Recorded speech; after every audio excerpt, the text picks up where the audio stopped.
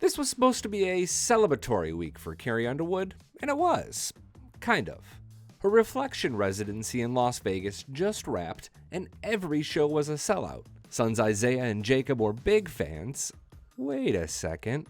Do you see it? We'll be back 2023. Carrie was being coy, but her publicist later confirmed the residency will return to Las Vegas next year, likely after her Denim and Rhinestones tour wraps. Tickets just went on sale for that one. So yeah, a lot of good things happening for Carrie Underwood until... oh, yuck. That's obviously a scary headline for health reasons, but it also opens up a whole can of worms about COVID and vaccines and who should or shouldn't get them. It's complicated. I'm Billy Dukes, and first and foremost, send Team Carrie a few kind words in the comment section below. Subscribers know we like to keep it civil down there. This isn't the channel that's going to stoke animosity or get political. Thumbs up if you appreciate that. While most places are easing restrictions, COVID-19 is still scary, with nearly 300 people dying every day in the United States, according to the CDC. Here's what we know about how COVID has affected Carrie Underwood. On Sunday, May 22nd, Carrie Underwood was supposed to perform live during the American Idol finale.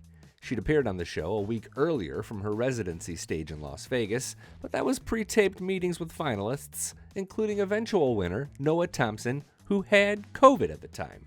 No worries, he was quarantined at home and performed via video conference. At the start of the 3-hour episode, host Ryan Seacrest explained, quote, "There was a COVID exposure within Carrie Underwood's group, so following protocol, she is unable to perform tonight."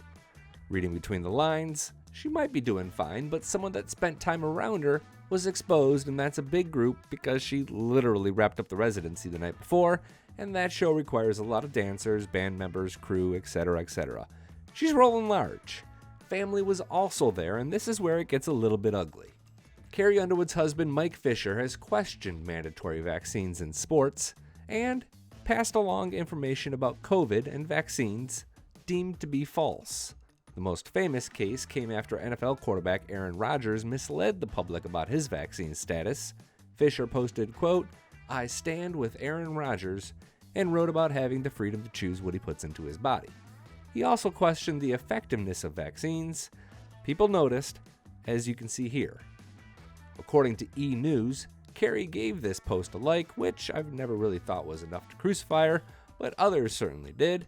3 months later, Mike spoke up for medical freedom in sport once again after Major League Baseball issued a vaccine mandate.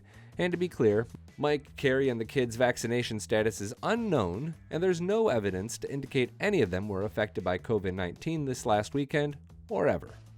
On social media, it's been really quiet aside from some promotional posts. The response from fans on social media has been fairly tame as well. On Facebook, only a handful of people attacked her. Most wished her well or urged people to take this seriously. We're not really likely to hear more about this, as Carrie has a bit of a break before she gets really serious about promoting her new Denim and Rhinestones album. Her next public appearance isn't until June 7th. That album, by the way, drops on June 10th. If you're excited about the new music or the tour, be sure to tap subscribe because we have so much more coming on both topics very soon. One more note about COVID and country music. Carrie is hardly the only artist affected this spring. Chris Stapleton and Willie Nelson are two more that had to cancel shows due to exposure. We haven't gotten updates on their health either. I'm Billy Dukes for Taste of Country. Thanks for watching, and thanks for subscribing.